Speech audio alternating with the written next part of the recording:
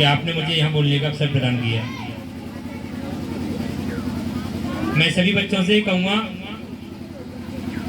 थोड़ा सा मुझे सुन लें। मैं आपको कोई भाषण देने नहीं आया और सिर्फ आपसे बात करने आया हूँ। ये बेटा खड़ा कर ले,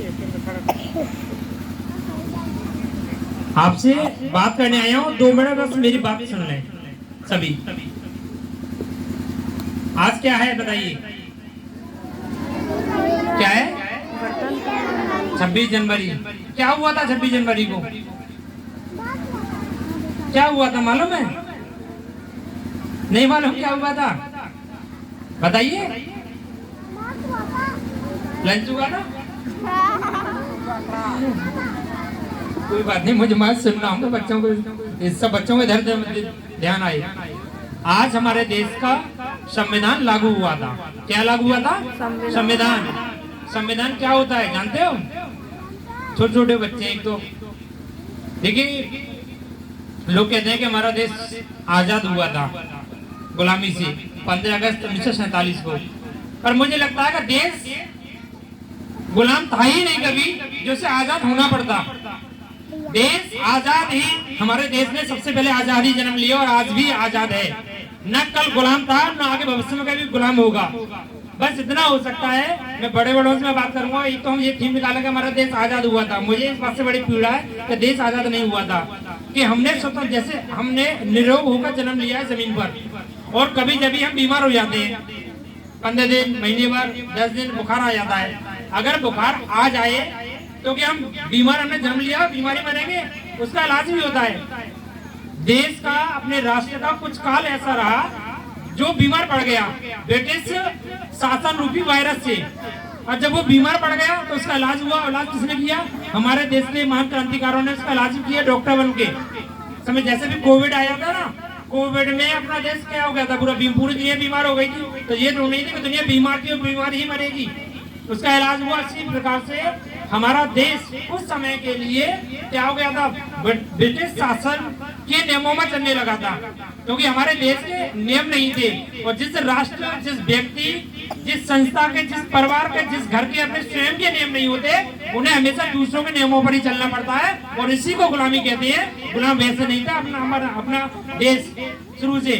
तो जब हमारे देश में अंग्रेज शासन करने लगे और अंग्रेजों को यहाँ से भगा दिया गया, और भगाने के बाद 15 अगस्त 1947 को यहाँ से वापस करने के बाद जब सब बैठ गए कि साहब अगर हमने फिर से अपने देश के, अपने गढ़ के तंत्र नहीं बनाए तो फिर से हमारा देश गुलाम हो सकता है, जो गुलामी की जंजीरों फिर से बन सकता है।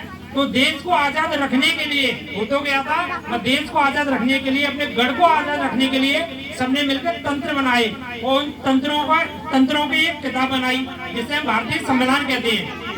ठीक है, उस भारतीय संविधान को आज 26 जनवरी को सब लोगों ने अपनाया था, और तभी से हम बच्चों के बीच में, स्कूलों में, पूरे भारत देश में गणतंत्र दिवस हम मिलकर मनाते हैं, जिस गढ़ के लिए तंत्र बनाए गए और आप लोगों को अवेयर करने के लिए।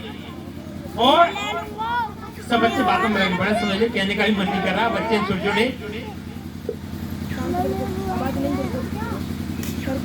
इन तंत्रों को बचाने के लिए, देश को, राष्ट्र को अपने बचाने के लिए हमें नियमित रूप से क्या करना होगा?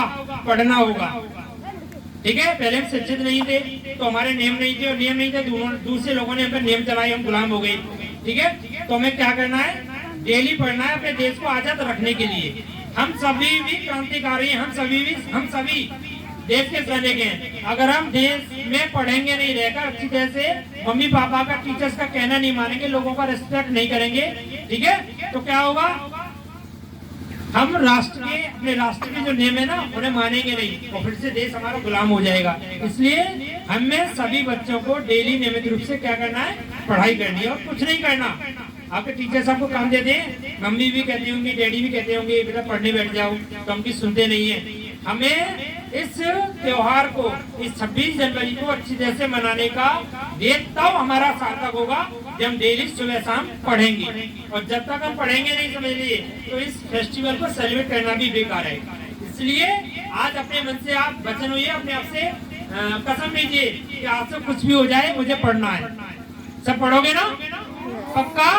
सभी देश को फिर से गुलाम होने में खो ना जाए, बचाने में पूरा सहयोग करोगे ना।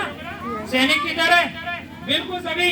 तो एक बार मेरे साथ सभी बोलिए, भारत माता की, भारत माता की, भारत माता की। एक और बार बहुत तेज, बहुत दूर तक आवाज आए कि हम भी सैनिक हैं यहाँ पर। भारत माता की। Thank you. Listen to me, everyone.